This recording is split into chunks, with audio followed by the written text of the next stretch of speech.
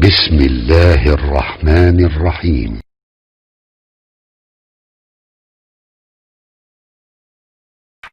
Saya pernah sampaikan kisah Nabi Ibrahim. Bagaimana seorang Ismail alaihissalam yang baru tumbuh usia 4-5 tahun belum balik, melihat bapaknya sedang bekerja atas perintah Allah, bergetar hatinya, tersentuh untuk menolong bapaknya. Walaupun ayahnya nggak minta. Quran surah kedua Al-Baqarah ayat 127. Posisi paling kiri sebelah atas. Wa idh yarfa'u Ibrahimul qawa'ida minal baiti wa Ismail. Perhatikan, saya ajarkan sedikit bahasa Arab. Dalam uslub bahasa Arab, ungkapan bahasa Arab, kalau ada dua subjek mengerjakan satu pekerjaan, subjeknya disebutkan langsung di depan. Maka ini menunjukkan porsi pekerjaannya sama, sebanding. Tapi kalau ada satu disebutkan di depan, yang kedua diakhirkan, ini menunjukkan bahwa yang kedua ini sekedar membantu yang pertama saja. Tidak sebanding porsinya. Paham sampai sini? Sekarang perhatikan baik-baik. Wa idh yarfa'u Ibrahimul qawa'id. Ibrahim disebutkan. Dan ingatlah ketika Ibrahim diperintahkan oleh Allah meninggikan kembali bangunan Ka'bah yang sempat terkena banjir di masa Nabi Nuh alaihissalam. Wa Ismail, dan Ismail. Ismailnya diakhirkan. Padahal Allah bisa berfirman begini misalnya di luar Quran. Wa idh yarfa'u Ibrahimu wa Ismailul qawa'id. Kalau Ibrahim dan Ismail dua-duanya seimbang. Tapi ini Ibrahim, Qawaid, baru Ismail. Ini menunjukkan Ismail ingin membantu bapaknya. Tahukah Anda, saat ayat itu disampaikan kisah kepada kita, ingin mengisahkan bagaimana seorang Ibrahim alaihissalam menerima tugas meninggikan bangunan Ka'bah, dikerjakan dengan segera. Tapak pertamanya disebut dengan maqam. Sampai sekarang tapak itu dikenal dengan maqam Ibrahim. Saat akan membangunnya, kadalah meninggikannya, kadalah anaknya datang. Melihat bapaknya bekerja, dia ingin menolongnya. Perhatikan, bukan dinasehati, bukan diminta, tapi anak tergerak untuk menolong bapaknya. Datang anaknya bawa batu. Batu bahasa Arabnya disebut dengan hajar. Kalau disusun-susun menjadi hijar. Kalau jadi bangunan disebut hujrah. Kalau jadi ruangan kamar-kamar disebut dengan hujurat. Maka dia mulai membantu bapaknya. Kalau bahasa kita, boleh nggak saya bantu? Dia bawa hajar, dia susun-susun. Begitu dia susun jadi bagian dari Ka'bah. Sampai sekarang disebut dengan Hijr Ismail. Hijr Ismail itu area dalam Ka'bah. Dan kalau kita sholat di dalamnya, itu termasuk sholat di dalam Ka'bah. Di dulu pada zamannya awal-awal masa Quraisy, terjadi kebakaran, menimpa kemudian Ka'bah, ada kerusakan, mereka ingin memperbaiki. Cuman mereka tidak mau mengumpulkan harta yang tidak jelas. Akhirnya orang jahiliyah berusaha mengumpulkan harta yang paling halal. Tuh, orang jahiliyah bangun Ka'bah aja cari yang paling halal. Anda bisa bayangkan. Jadi mereka kumpulkan dan ternyata nggak cukup.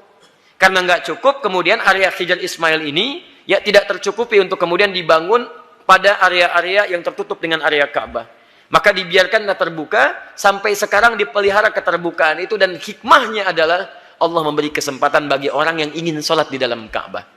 Bayangkan kalau tidak ada area itu, semua orang ingin semangat masuk, antrian macam-macam, tapi Allah berikan keluangan pada kita dengan area seputaran ini. Paham? Tapi intinya, ada sentuhan dari anak, melihat bapak bekerja, dia ingin membantu. Kisah keduanya, dahsyat lebih dahsyat. Quran surah 37, ayat 102. Begitu dia mulai dewasa, falamma balagha ma'ahu sa'ya, sudah mulai nalarnya matang, apa yang terjadi? Bapaknya melihat dalam mimpi, inni ara fil manami anni adbahuka. Papa lihat nak, dalam mimpi papa menyembelih kamu. Fanzur madza tara. Ini kisahnya. Berbagi bapak dengan anak. Lihat, berbagi, tukar, bagi pikiran. Bagaimana pendapat Ananda? Pendapat Ananda. Bagus, garis bawahi. Bagaimana pendapat Ananda? Anda tahu bahwa mimpi Nabi dan Rasul itu pasti wahyu. Dan kalau sifatnya wahyu harus segera dilakukan. Ibrahim bisa mengatakan begini, nah, siap-siap ya. Kemana Pak? Sembelih. Masya Allah. Mudah.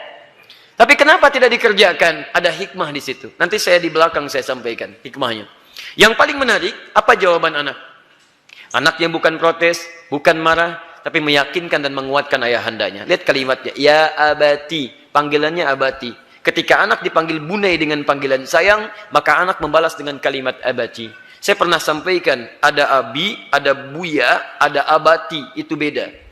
Kalau abi itu panggilan hormat.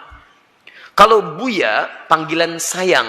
Bisa sayang kepada ayah secara biologis atau sayang kepada ilmu yang dimiliki seseorang. Saya memanggil Buya Hamka rahimahullah. Beliau bukan ayah saya, tapi saya menyayangi keilmuan yang melekat pada beliau. Paham? Kalau Anda ingin menggabungkan antara abi dengan Buya, maka gabungannya disebut dengan abati. Itu panggilan hormat dan sayang. Bapak memanggil sayang ke anak, anak membalas, lihat kalimatnya, ya abati, pa, demi sayang dan hormat nanda pada papa. If'al ma tu'mar, kerjakan sekarang yang diperintahkan. Satajiduni insyaallah minas sabirin. Ayah pasti dapati saya seorang yang sabar. Teman-teman sekalian, maaf ya, kebanyakan orang taunya cuma diganti dengan sembelihan yang besar sampai ayat 109 di surah As-Saffat surah 37 itu. Tidak banyak orang tahu ada peristiwa yang begitu menyentuh di balik proses penyembelihan itu sehingga diganti dengan kibas yang luar biasa itu. Buka kitabnya Al-Akhlaq lil Banin karya Ustaz Omar Ahmad Baraja, jilid yang kedua, warnanya biru, halaman 25, posisi paling kanan di sebelah bawah. Teman-teman sekalian, ada 3 peristiwa besar terjadi saat akan disembelih itu. Ketika Ismail mulai diikat, ikatan mulai terasa longgar. Kata Ismail, duhai ayahanda, tolong kencangkan ikatan ini. Supaya nanti saat saya akan disembelih, tidak merontak saya, dan tidak membuat ayah iba, dan tidak jadi menyembelih saya. Lihat, supaya ayahnya sempurna menyempurnakan tugas. Kedua, duhai ayahanda, mohon tajamkan pisau itu. Tajamkan. Yang dengan pisau yang tajam akan mempercepat proses penyembelihan itu dan mengurangi sakit yang saya rasakan. 2 hal ini menjadi sunnah sampai sekarang. Dengan ikatan yang baik, dengan tajamnya pisau, kurban saat ini menjadi sunnah. 2 itu dikerjakan. 3, ini yang hebat. Ternyata beliau sedang melipat pakaiannya, pakaian luarnya.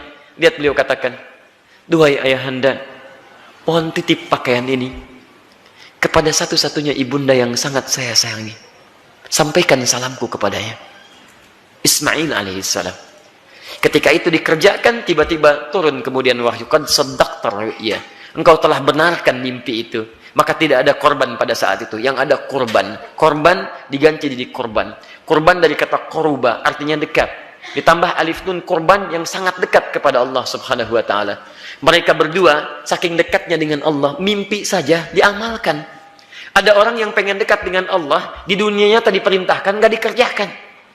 Orang mimpi dikerjakan.